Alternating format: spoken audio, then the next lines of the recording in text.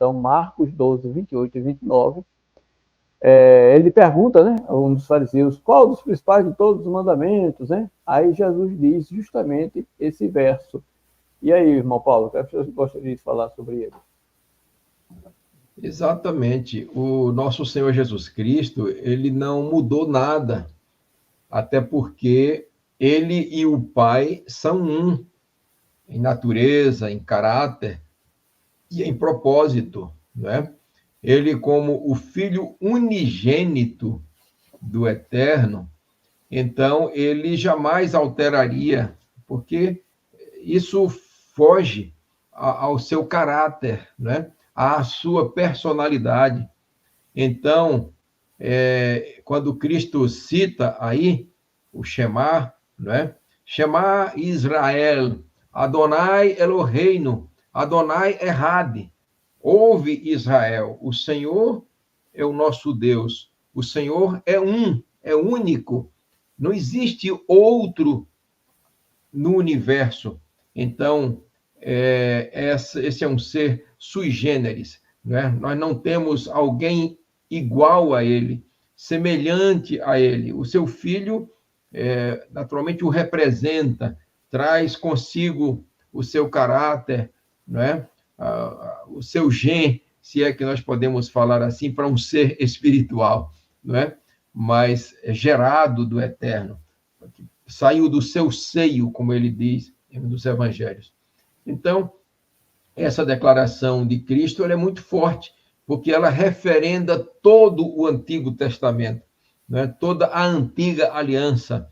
A nova aliança é a mesma antiga, só que renovada e saindo das tábuas de pedra para as tábuas do coração. É isso que o mundo evangélico muitas vezes insiste em não querer entender. E aí se faz realmente uma renovação que não existe, né? O mandamento novo é novo na sua apresentação, no seu arcabouço, não é? A nova moldura que o nosso Senhor Jesus Cristo coloca, mas a essência é a mesma, né? Então, aí como nós temos aí destacado no verso 32, disse-lhe o escriba, muito bem, mestre, e com verdade disseste que ele é o único e não há outro senão ele. Então, a gente às vezes fica pensando assim, irmão João, irmão Marcos, demais amados irmãos queridos e irmãs em Cristo, né, que estão participando dessa live, os que vão participar, a gente fica perguntando assim, mas por que esse assunto é tão trazido? Porque esse assunto é essencial à salvação. A quem nós servimos, isso é que vai determinar de que lado nós estaremos e onde estaremos e como estaremos na eternidade.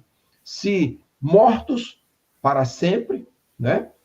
Não mais aqui em nenhum plano, né? Mas deletados do universo, ou se vivos com o Eterno e com o seu Filho, eternidade afora.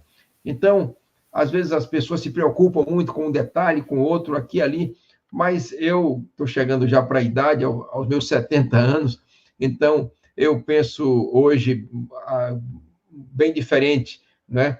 Então, a gente estuda todos os assuntos, né? Mas o essencial, a quem nós adoramos. E esse ser, o que foi que ele estabeleceu? Eu estou seguindo, eu estou sendo obediente? Se eu estiver, ótimo. Se eu não estiver, poderá estar tudo perdido. O sistema religioso optou pelo politeísmo de um Deus só, como foi escrito numa revista Veja, de muitos anos atrás, eu tenho uma referência do site Ao Deus Único, né? Então, um próprio jornalista, né, secular, ele fala sobre o politeísmo de um Deus só, ou seja, o dogma romano pagão da Trindade, né? Então, se nós optarmos por isso daí, nós estaremos na religião do último anticristo. Mas se nós queremos estar ao lado de Deus e do Cordeiro, eternidade afora, então nós optaremos pela adoração ao único Deus verdadeiro, que também é o Deus do Senhor Jesus Cristo. E um Deus não conhece outro diante de si. E o nosso Senhor Jesus Cristo, ele tem um Deus. Isso está claro em todo o Novo Testamento.